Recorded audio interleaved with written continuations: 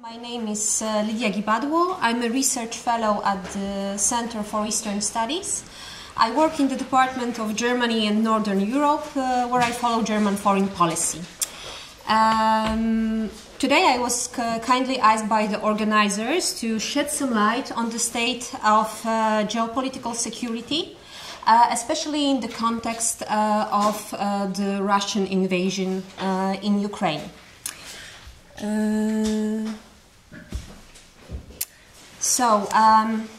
To better understand that, let's put the ongoing conflict in the geopolitical framework. That will help us to better understand motivations and limitations of the actors directly or indirectly involved in the conflict. Getting to know the current world order will let us to draw conclusions of almost a year after the Russian invasion in Ukraine. In the next step, I will try to present some near and long-term possible solutions to the challenges we are facing right now, and we will finish up with Q&A session. So if during my presentation any question, commentaries will pop up into your mind, please leave them for the last part. I will be more than happy to explain any unclear things, and I'll try to respond to all your questions. And if you would like to share some comments afterwards, after the presentation and the Q&A session, I leave you my business card, so so I'll gladly respond to your questions also per email. So let's begin. As I said before, okay, I need to control my time a little bit better. Okay, so if you would like to describe the current world order using some main features, I would define two. Let's focus on the first one. That's the age of post-Cold War, Pax Americana constantly being undermined. So, first of all, do any of you know what does this mean, Pax Americana? Any ideas, any notions connected with that? America-dominated world. Yeah, basically America and its allies. Why was it so? After the dissolution of the Soviet Union, there was no longer a bipolar world, no longer competition, so America was the only winner left, and therefore they could influence the events all over the world without any competition from other countries, as China was not that strong enough, Soviet Union no longer existed. So very well, yes, that's right. But we are living in the time after the era described by you, and nowadays we are facing this challenge of Pax Americana being undermined. And if we want to find reasons, and for that, I would distinguish two domains where two domains of this state. First of all, our internal problems and failures of the West. So, in 1990s and at the beginning of 21st century, some events and phenomena popped up that were fully developed in the first and second decades of 21st century. The first one is our military issues. So interventions, American interventions in Middle East and Africa and North Africa, weren't exactly successful, to say most diplomatically, and rather to bring peace to those regions, it's rather destabilize them. Just two examples: the development of the Islamic State in the Middle East, and taking over power by Taliban's after the U.S. exit from Afghanistan. The second thing, financial crisis. It is a typical example of an event which had a spillover effect. So what happened in the US in 2008 had consequences globally, also in Europe. I think all of you remember the discussions we had in the EU, what to do with the so-called PIGS, Portugal, Italy, Greece, which were heavily, and Spain, which were heavily, which was in heavy debt, and the whole EU needed to figure out how to help those countries. And the third platform is ideological. We could observe during the last 2 decades, we could observe the rise of parties and movements that we could describe as undemocratic, nationalistic, and far right. One example: France. The Rassemblement National is a steady force on the French political scene, and during almost every election we face a risk that finally they will take over power, either in presidential elections or parliamentary elections. But that would be very unfair to assign the fault of the current state only to the West's misgivings. There were certain powers which didn't like Pax Americana, which contested the world order based on free markets, human rights, liberal democracy.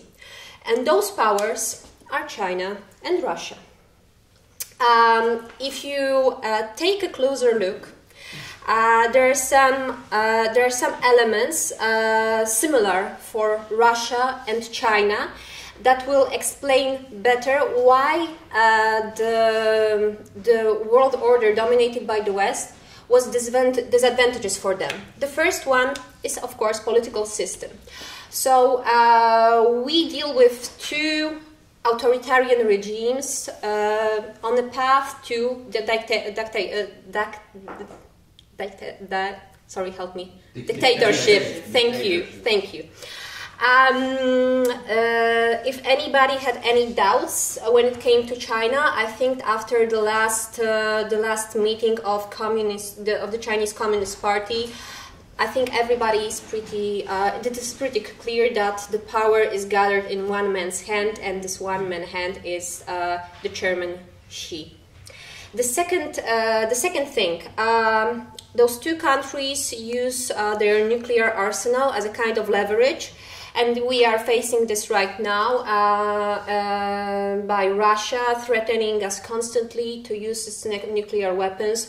If we cross the so-called red lines, we will talk about them a little bit later. And they benefit from their status of the permanent members of the UN Security Council, which means they could block any resolution that they find unfavorable. Yes, the third thing. Using natural resources as a leverage against others.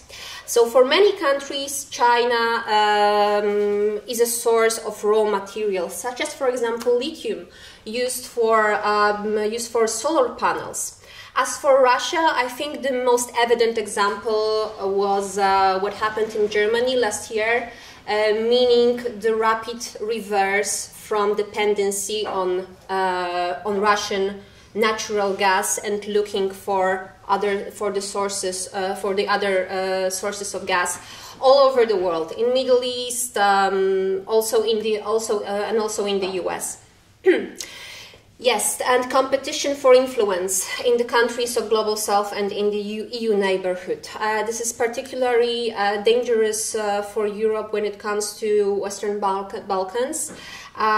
For years, we could observe a strategy used by Russia and China of offering cheap credits and subventions without any conditions, while the financial help offered by EU is so-called burdened with some kind of demands, such as, for example, investment into democracy, ameliorating the juridical system, etc. And last but not least, those countries present a kind of thinking which we don't accept as the West. I mean, thinking in a way of sphere of influence. I mean, for all of us, it is obvious when it comes to Russia, thinking in a kind of thinking of the Eastern and Central Europe as a kind of their sphere influence and wanting to rebuild the sphere of influence the Soviet Union benefited from. As to China, it is South Chinese Sea. They claim rights over Taiwan and some smaller islands on the South Chinese Sea. And they are following a very interesting but a dangerous strategy of building the so-called superficial islands just to enlarge their sea territory, which was condemned not only by the interested countries in the region, such as Japan and South Korea, but also in the UN, by Germany, for example, France and Great Britain. But to complicate things even more, there are other countries which don't want to be left behind and would like their interests to be included in a wider political sense. By that, I mean the so-called middle powers. There are four characteristics of the middle power. First is an economic potential, military potential, demographic potential, and a sense of thinking that we should influence, that we should have an influence over what is happening in our region or in the continent. The analysts of Institute for Peace and Global Diplomacy were so kind to prepare a map which visualized the potential middle powers and their spheres of impact. And some of you may ask, what's the difference between Russia and China? They also want to have a say in global politics. And for example, Brazil. Well, Brazil doesn't want to annex, for example, parts of Venezuela. That's the main difference. Okay, but to show you that there's a reason behind differentiating those countries as middle powers, let me show you some data. Okay. Here you will see population and GDP of top 18 countries. So let's put aside China and US. India is the second most populous countries in the world. After US, there's Indonesia, Pakistan, Brazil. It's the same story with GDP. Putting China and US aside, we have countries such as India and Japan. Also, let's include some countries from Europe, Germany, France, of course. But there is also Mexico or Vietnam, right? And military power. Yes, of course. The dominant role of United States and China is visible, but there's also. But in the top 15 countries with the highest spending in 2022, there were South Korea, Australia, Israel, or Brazil. Yes, let's go back for a moment to the slide with my two main theses. The second part. In the second part, I would focus more on global challenges. So I would differentiate three main global challenges we are facing right now. The first one we experienced very recently. namely pandemics, COVID-19. I think for all of us it was quite a challenge. Nobody, I dare to say, haven't experienced for our lives. My grandma, who survived the Second World War, said she compared it to what she went through during the Second World War. It showed us that the disease, a phenomenon that develops in one part of the world, can spread all over, and it would disrupt not only our liberties but also would hinder upon our access to certain goods. It would not allow us to travel wherever we want, and to say it briefly, it put on us some constrictions we weren't aware of or we haven't experienced yet. The second phenomenon is climate change. I guess we all experience that almost every time. You see, you can look out of the window. We have February, and I remember times when I need to put 10 sweaters on me to just go out, because it was so freezing cold in February. And right now, the weather today reminds me of March or April rather than the heavy winter.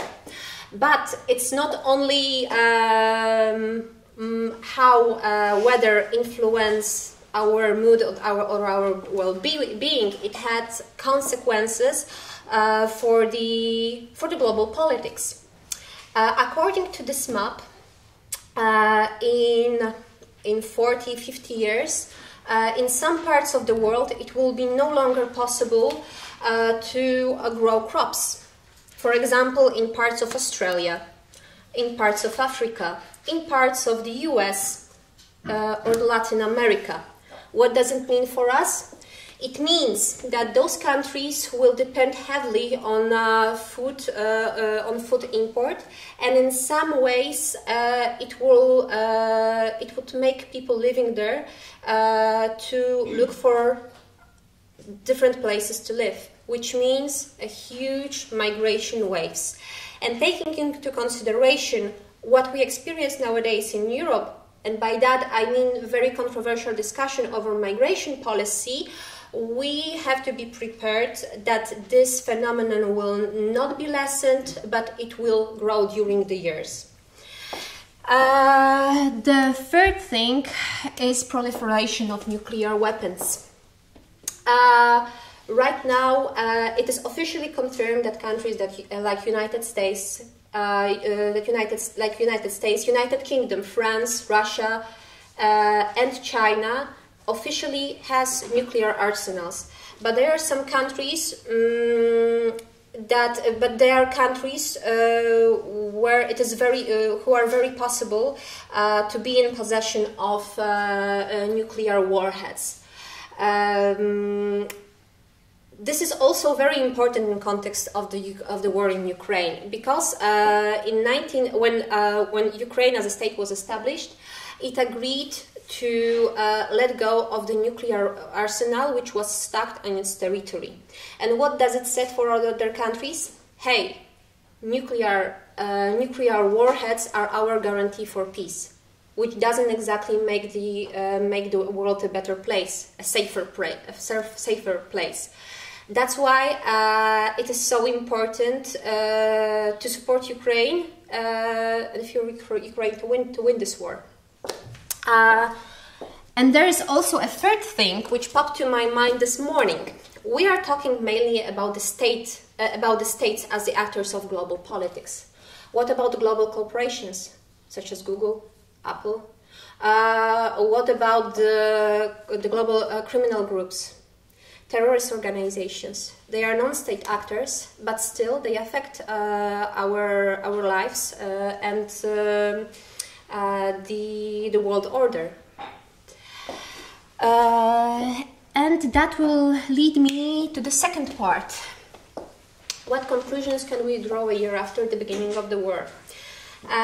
Sadly, the war continues. But Ukraine also carry on its heroic battle, not only thanks to the support of the West, but also thanks to its preparedness taken up after 2014. It is also vital to understand that whereas West, all in all, maybe with some exceptions and nuances I will talk a little bit more later, is united in its political, humanitarian and military support for Ukraine, whereas other countries doesn't perceive this conflict as we do. An example, last month Chancellor Scholz visited Brazil. And he had a press conference with President Lula da Silva. Whereas Scholz condemned Russian invasion and talked about continuous support for Ukraine, Lula wasn't so sure who is responsible for this war.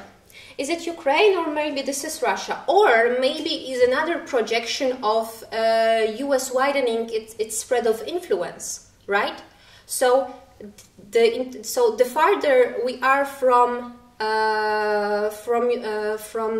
Europe, from the U.S., the different is the interpretation of this war. Those countries, such as said Brazil or India, aren't as opinionated towards what is happening in Europe, and don't want to exactly stand on one side. Just compare the countries who condemned Russian aggression and countries who put sanctions on Russia, right? Okay. Yes, Russia continues its military operation in Ukraine, but not without a price. And this price is political, social, and economic. And you would ask, it's almost a year after we put sanctions on Russia, but Russia still continues its war. Yes, but sanctions aren't an instrument that give us immediate effects. Its purpose is to weaken Russia.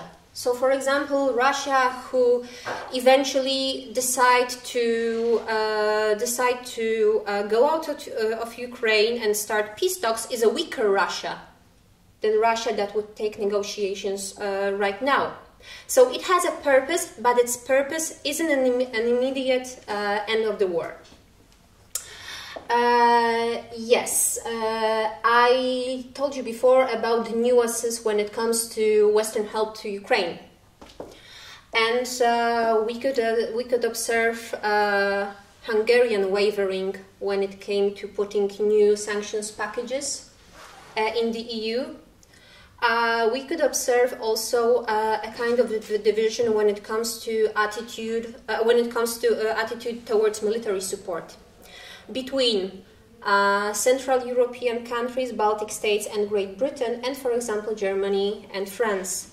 For example, in Polish discussions over the help to Ukraine, there's no red lines, as in, for example, Scholz's attitude towards military help. If anything good came out of this horrible war, it's new dynamics in Western institutions. So, for example, Sweden and there is a mistake. Sweden and Finland, of course, want to join NATO, and the war invigorated discussions about the reforms and changes the EU needs, especially that we are facing EU's enlargement. And I hope that will happen within the decade, and we as the EU also need to get prepared for that. 6th point. So the war in Ukraine is one big test for China. How far China can push us as the West. Will we concede? And I think the thinking in Beijing was, will they accept that Russia will take part of Ukraine and say, hey, we are ready for accept that, so the conflict won't spill over the whole of Europe. So for them, our continuous support for Ukraine and refusal to accept changing borders by military force is a clear sign that if they attempt to invade Taiwan and take over the island, that would face a reaction from the West and won't be accepted as such. And the 7th point, yes, there is no security without military capacity. Of course, none of us, if you were government advisors, I guess nobody of you would tell the Prime Minister or the other head of government, we should use army as a response to problems we have, to territorial disputes we have. Of course, the first instrument each and every government should use is diplomacy and try to negotiate. And by the way, that's what we tried to do with Russia before Russia invaded Ukraine. But if diplomacy isn't enough, and the other part use military force, we also have to be ready to respond. And to be ready to respond means to have capable, well-equipped, well-trained army. Okay. So yes, it's not a, so it seems that the world we live in isn't an exactly easy place to thrive, but there are some things that can be done.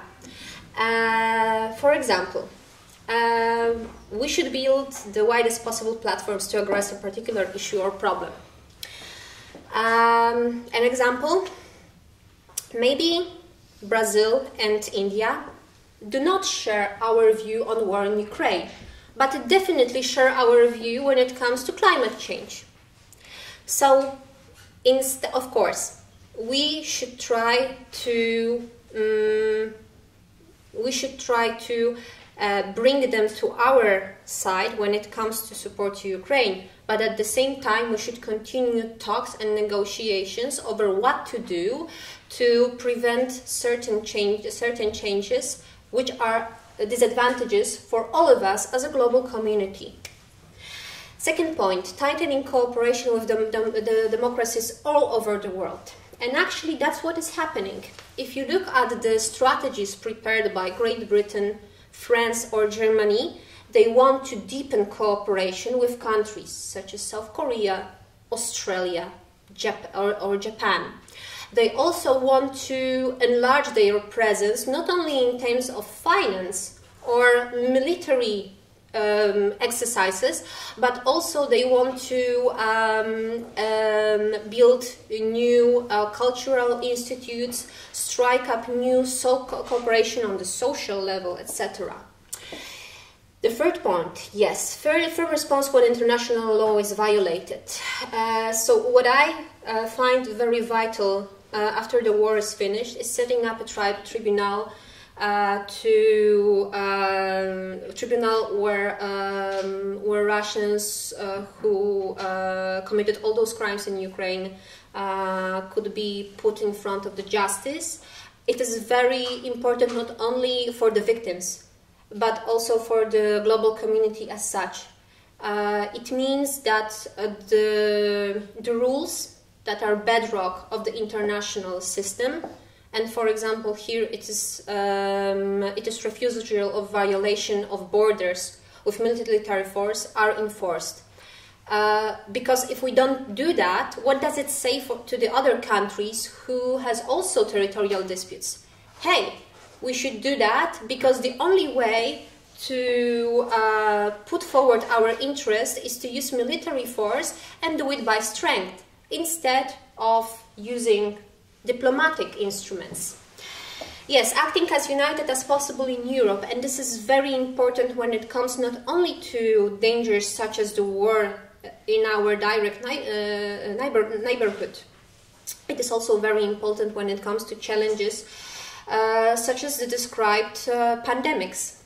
It is also very important because during the pandemics we saw how countries such as Russia and China presented people, not all over the world, but especially in Europe, that maybe democracy isn't such as an effective system. Autocracies are better prepared to act rapidly and effectively facing such an immediate danger. And last but not least, we should work at home. We should use all the instruments that propel direct participation in democracy, especially at this very low municipal, local levels, up to the national levels. It is very important to pressure governments to prepare social campaigns explaining what is happening, what instruments it uses, what are our rights as citizens. It not only makes us as a community stronger, it also makes our country stronger, and it makes us prepared to better face the dangers that the world, that the Europe, that us are facing right now. Thank you very much. If you have any questions, I'll be more than happy to answer them. Thank you.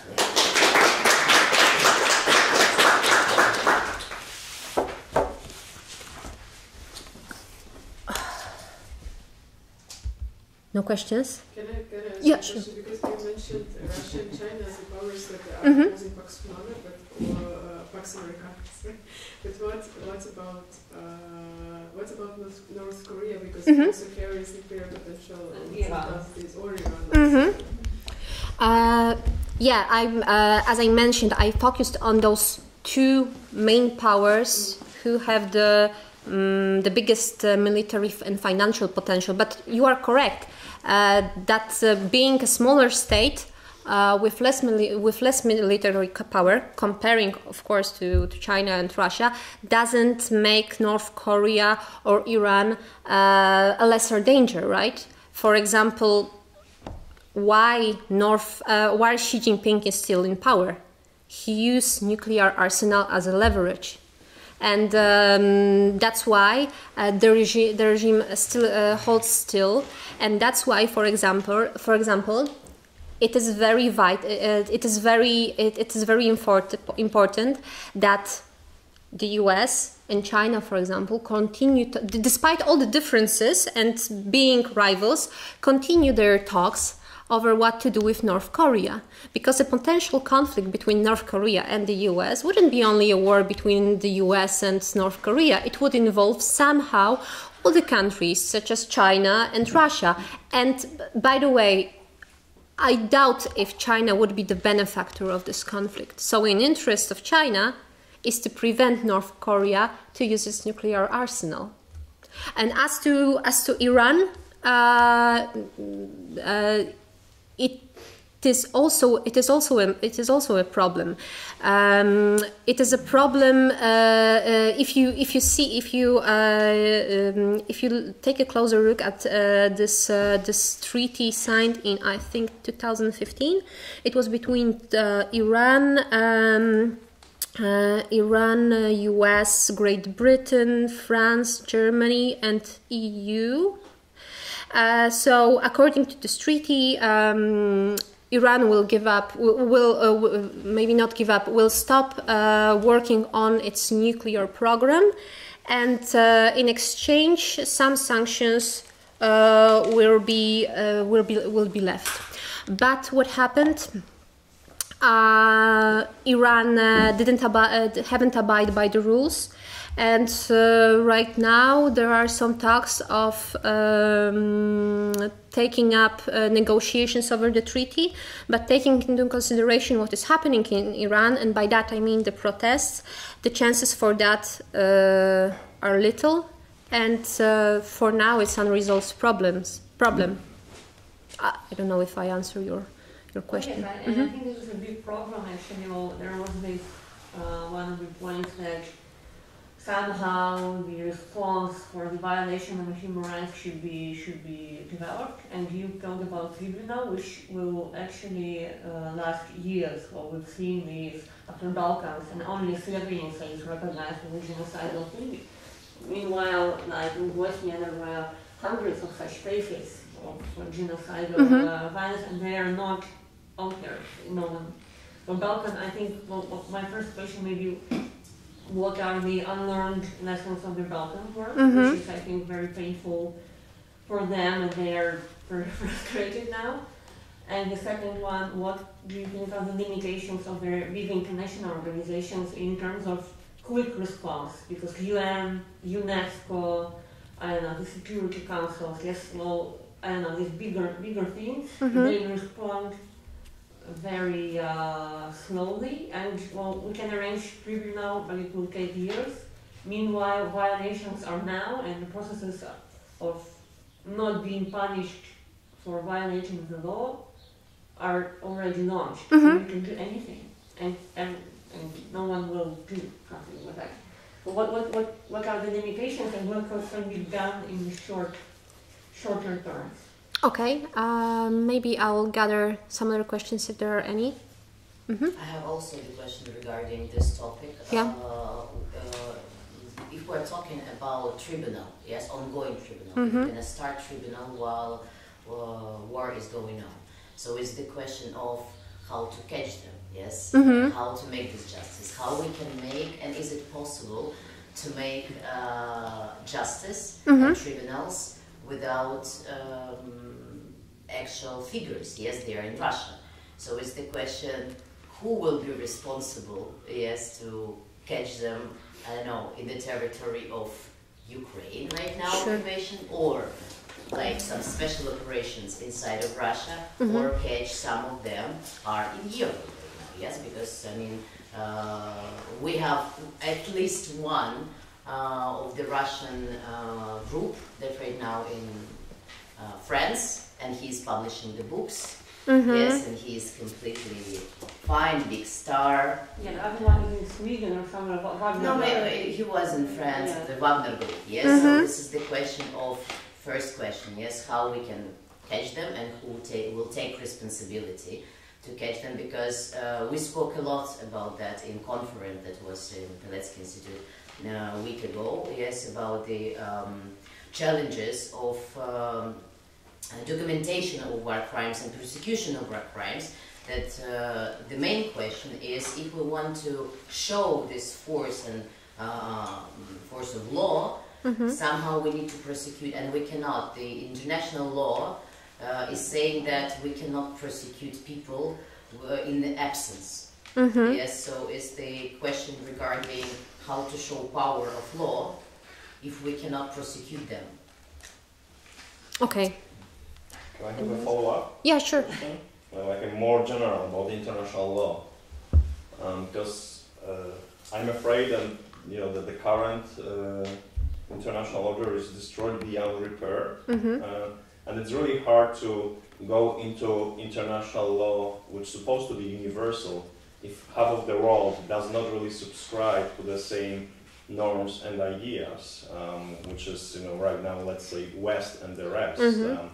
So I'm just afraid, and my question is, how would you respond to that? That with the current divisions, global divisions, it will be really hard to agree upon international law, and if we start to go after, which we should, after war criminals in Russia, from Putin down, there will be huge opposition from the Middle East countries to the others, that they will be just afraid they will be next. Why shouldn't we go after Assad or after bin Salman, after all people that it is not in their interest to support the strong international law sanctions to go after heads of states and war criminals. Which leads to No. These are some tough questions. That's why. Sorry. I would just say that because then it leads to a sort of division, so that there is no universal, like global law, but just part of the world which subscribe to it, and then the other part, which doesn't like because it's not in their interest. I think we already are in this situation. You know we passed this threshold that there is a one, and you can even argue that. Well, there was like the more global question is that this world order is very vast centralized. It doesn't, so with all the decolonization processes that could be, for example, launched, yes? So the center was always in the West.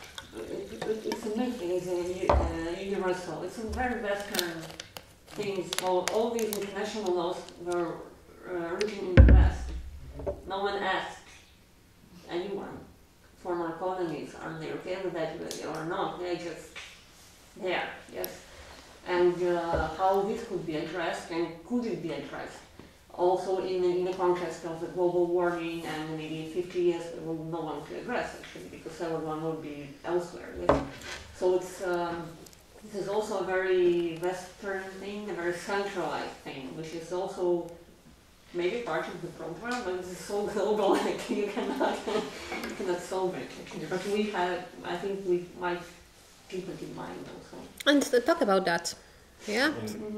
Many countries, even not from the West, subscribe to many of those ideas. The problem is that right now we're facing the backlash against, let's say, democracy in general. Globally, democracy is not on the rise; it's actually decreasing. You know, the number of democratic states. If you take all the, from the Freedom House to all other indexes. So I think that's, we are witnessing not only decline of democracies, not even in our own, let's say European or transatlantic realm, but also globally. So it's really hard, to preach democracy outside, especially that if you look into countries like you mentioned, Russia and China, when they go with their, let's say, public diplomacy to Africa, Middle East, you name it, they never preach. They just tell them what they want. We want to preserve the status quo, meaning we are going to remain in power, but at the very same time they are against the status quo as against the Western institutions and Western states that are kind of subscribing to the older order. So I guess that is not going to be easy to negotiate. No, definitely not. Okay, first of all, unlearned lessons for the Balkans, and then I'll go to some legal issues. So, persecuting the violators of the law is the first thing. First thing. I guess there are many. As far as I remember, I'm not an expert on Balkan study, but there were many disputes and unresolved questions over punishing people condemned for war crimes, and that raised a lot of controversies in the Balkan countries. The second thing is to not only guarantee peace in the region, but also prepare a strategy for growth. So yeah, one thing is to bring a conflict to an end, but the second thing is to think about the future. So how want to stabilize the region so that in the next 10 years the new conflict won't be brought out, and how to present people a vision for the future. They need to earn money, they need to have jobs, they need to send their kids for school. So how do we want to rebuild in a sense of the development of those countries? And I guess a lot of funds were sent to Balkans, but if you look closer, I'm not sure if the money were spent efficiently. Of course, those states are on the way to the EU, but if you read the consecutive EU reports on the state of rule of law, democracy, freedoms, etc., there are still huge problems. So I would say that we need to come in terms of the war, persecuting the the violators and people responsible for this war, and the second step is to present a vision of the future and opportunities for the region and for the particular countries, taking into account this consideration of also the social architecture, all the minorities, possible divisions, and how to rebuild bridges that were destroyed during the war, in terms of also of social cohesion. And I'm talking about the Balkans. The second thing, so the second part is the juridical question, how to punish the perpetrators. I'm not an expert on the international law, so I will tell you what I know so far about this issue, because the good thing is that this issue is widely discussed. What is happening right now, the countries such as Germany, Poland, France and UK, as far as I know, are cooperating in gathering the evidence. So when some kind of the court will be established, we will have evidence to present to the court and to fairly, rightfully judge the perpetrators. As you all rightfully pointed out, there are legal problems of how to establish such a court. But then we have some examples in the history. We have tribunals in Nuremberg, in Tokyo, also more recently, for example, in Sierra Leone. And those tribunals were acted efficiently. The perpetrators were persecuted. So there is some chance of legally regulate that. But for now on, I know that there are some experts in Poland, and I'm sure in Germany, because German Foreign Office is involved in the process. For example, in Geneva, it was German.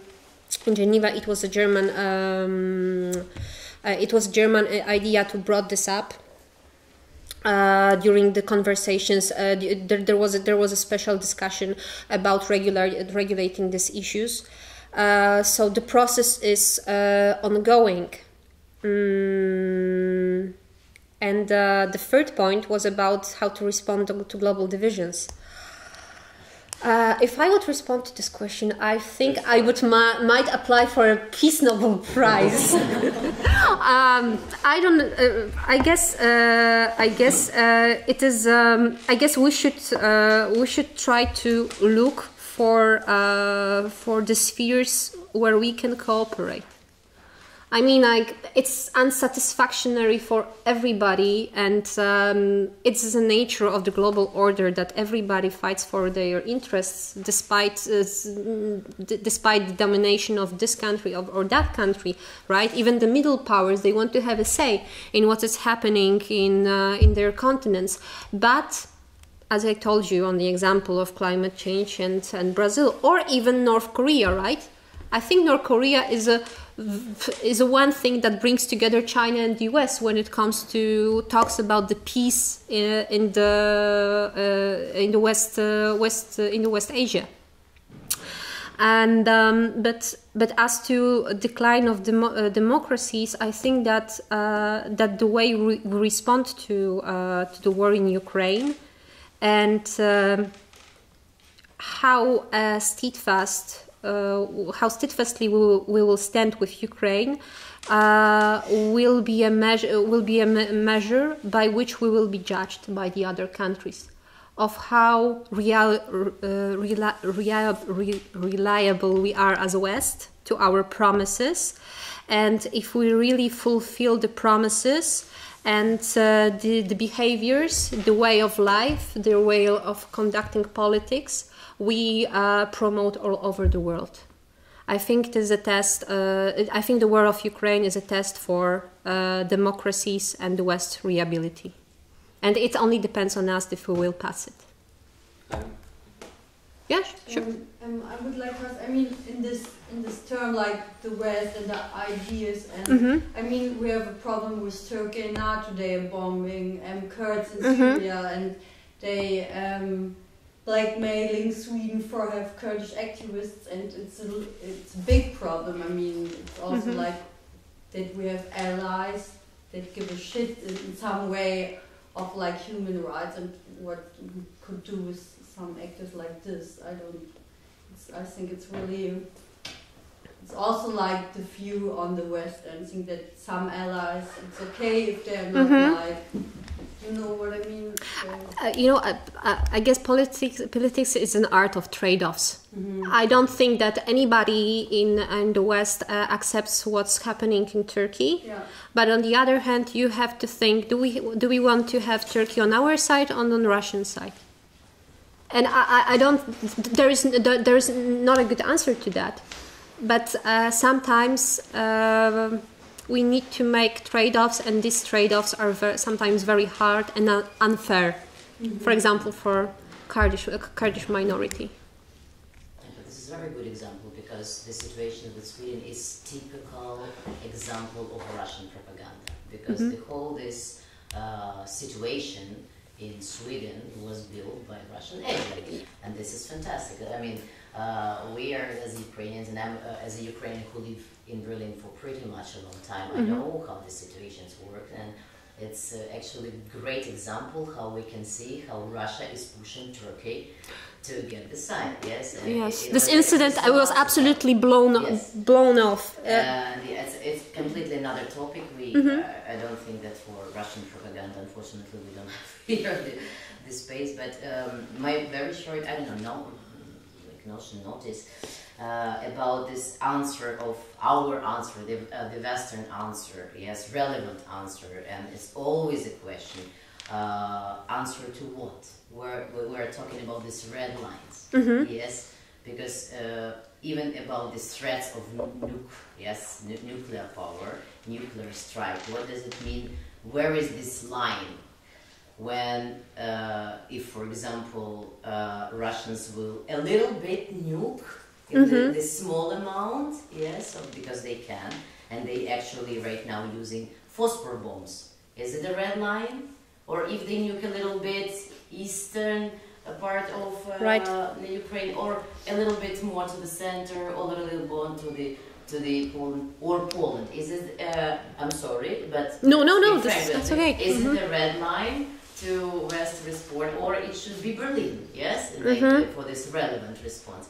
And this is actually what we're really stressed about. Yes, because this always Russia has the strategy of cutting pieces by pieces, a little, and as we saw in 2014, it was not enough to cut Crimea, yes, to cut Donbass. It was not a red line, yes. Right now, we see this in Bakhmut, for example, always this back and forth, this line, and we don't know, where is this red line for relevant response, military response, yes? And the big question, of course, if the war, we hope of course not, will in this bigger scale, yes, what is the relevant response? NATO will invade Russia to pacify, so it's these big questions and small these cuttings. We are very worried about these red lines, and I do believe that Poland also very worried. That's why we're in this strong position together, because we know from the history that the red line sometimes goes not from our regions, they started. As far as it comes to the US reactions,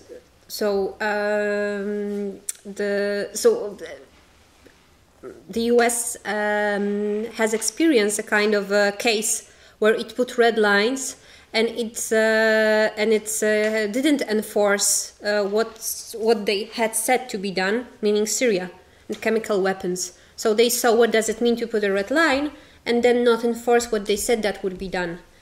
When it comes to NATO reaction to possible attacks, so I guess I'm pretty sure that NATO won't get involved as long as Russia won't attack a NATO member. but I'm pretty sure also that if Russia decides to use any form of this ABC weapons, meaning atomic bomb, biological weapons, or chemical weapons on Ukrainian territory, I'm pretty sure that it won't be unanswered.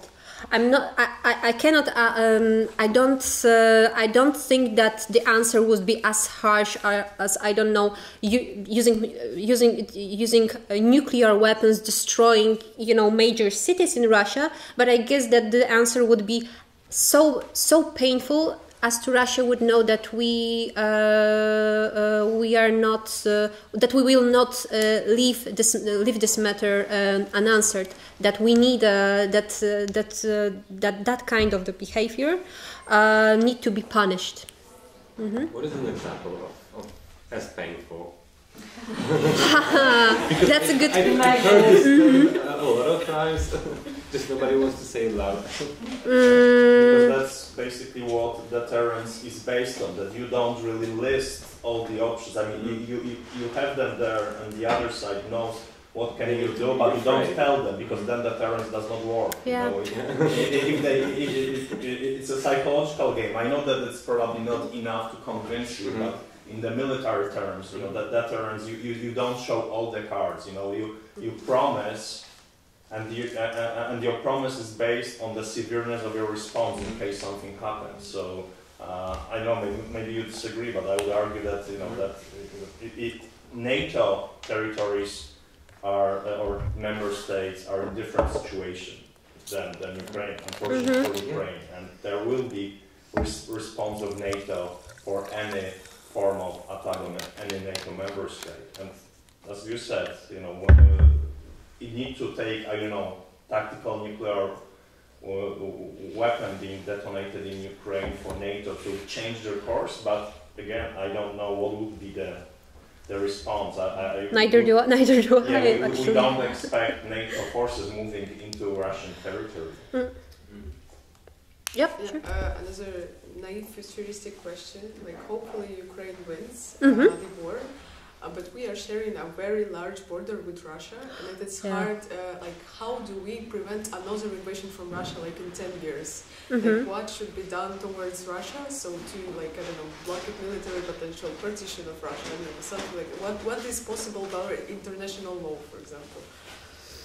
What are the scenarios? I think we shouldn't limit this question only to international law. I think in terms of international law, this work gives a lot of cases and a lot of food for thought for analytics and lawyers, right?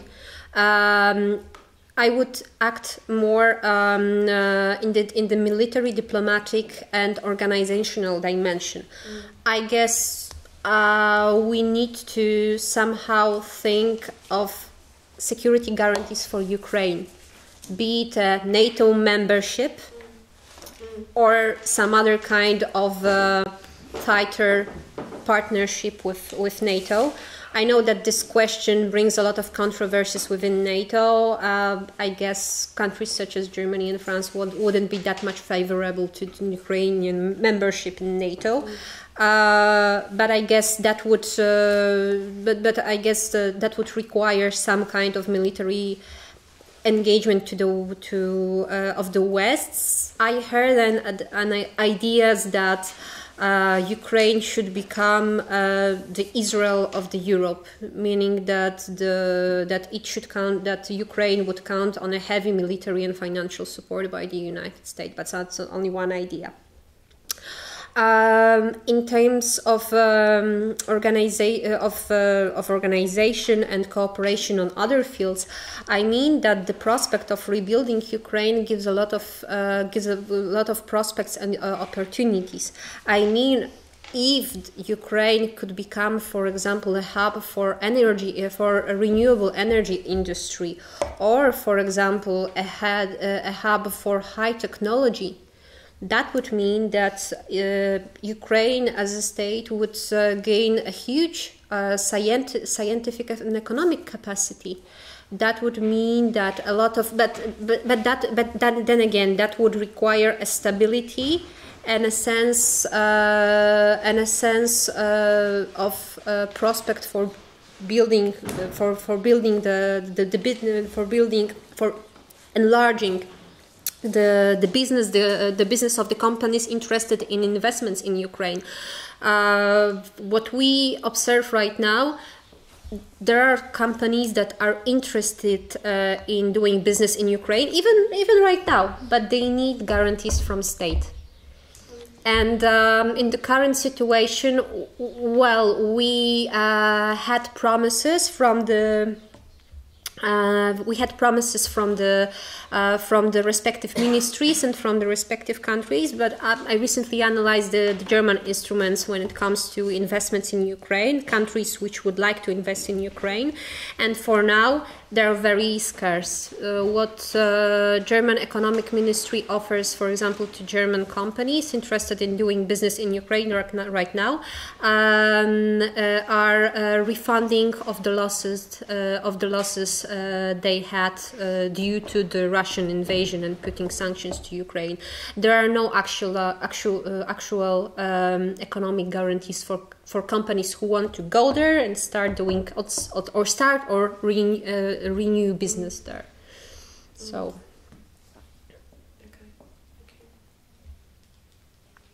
Anybody else? I have a philosophical question, because when I think about geopolicy, it's something very complicated and like very important people play the game. But if we look at the modern world, at the speed with which everything moves, and they call flexibility is one of the most popular or important soft skills to survive the world. So you have to adjust quickly, you have to act quickly. And how does that apply to geopolitical security? I mean, we know, if looking at Ukraine, we know that 2014, the majority of the world was basically watching, and they were worried with what was going on, but there was no action. And this call for the action, when do we call for the action, and what is the action? Because sometimes by looking at these UN Security Council and etc. organizations, I think that they are just there, they just sit and discuss. But sometimes you can discuss forever. You have the energy, the zest in the evening, yesterday, having a glass of wine. I think we could discuss Russians and peace issues for like ever. But my colleague here, Stepan, he told me that there was an article written by German journalists that we were counting the time not in days or hours, but in dead. So meanwhile, the big world is thinking, big thoughts, exercising intelligence. People are dying, and it affects the whole world. It's not just the Ukrainian war, and it affects, and it also, sometimes you have to call a spade a spade. Like I remember at first it was called a conflict in Ukraine, and we were so much unhappy with that. It's not a conflict, it's the war.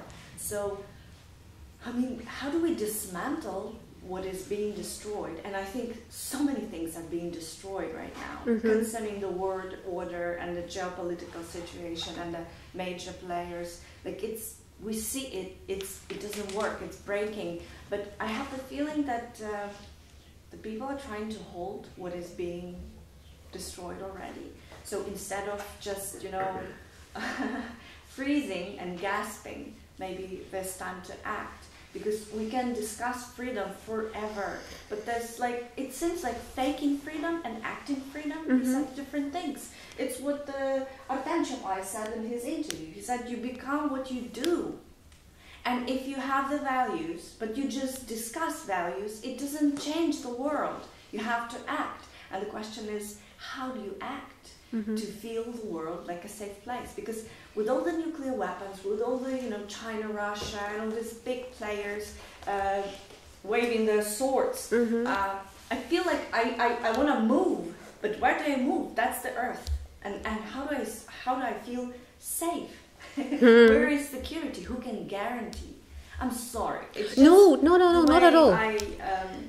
I was trying to think about it. I think that you're not the only person who thinks about that, and yeah, I absolutely agree that the world order, the organizations, the UN, the EU, even NATO, they aren't perfect, but the fact that they exist is a proof that despite all the misgivings and differences of interests, we are still ready to cooperate one way or another.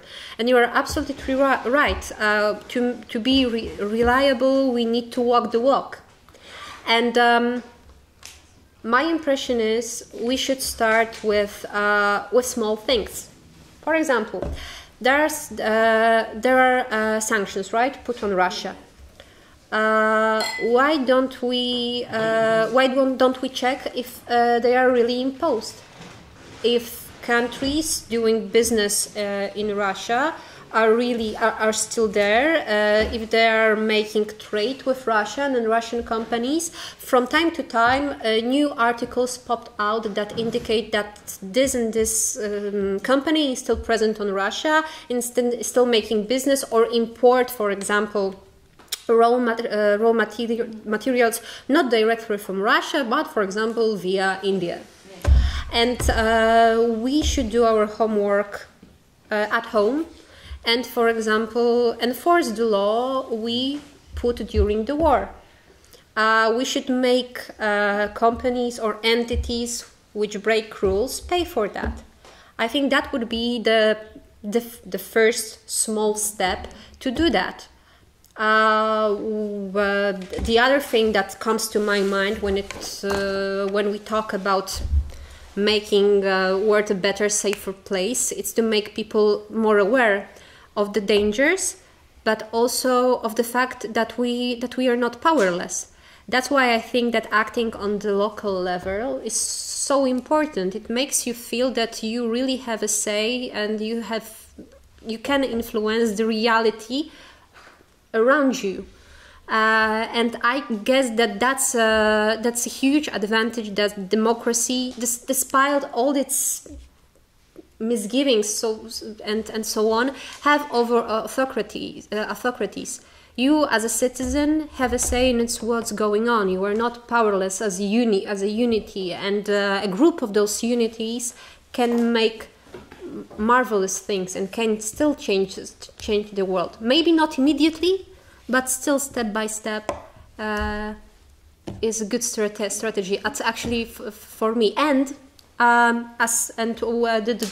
very last point, I guess that the very fact that a very significant part of the world is united in condemnation of Russia for what it did in Ukraine and doesn't agree to the world where you can change the reality by violence is very compelling for me personally. That we don't say, that's right, that's some country somewhere in the eastern of Europe, let Russia do what it does. Because it has done it all over the centuries. No. There's no agreement over that kind of a behavior nowhere in the world. The world is still not doomed. No, I really hope it is not. Yeah, thank you so much. Thank you so much. Thank you all.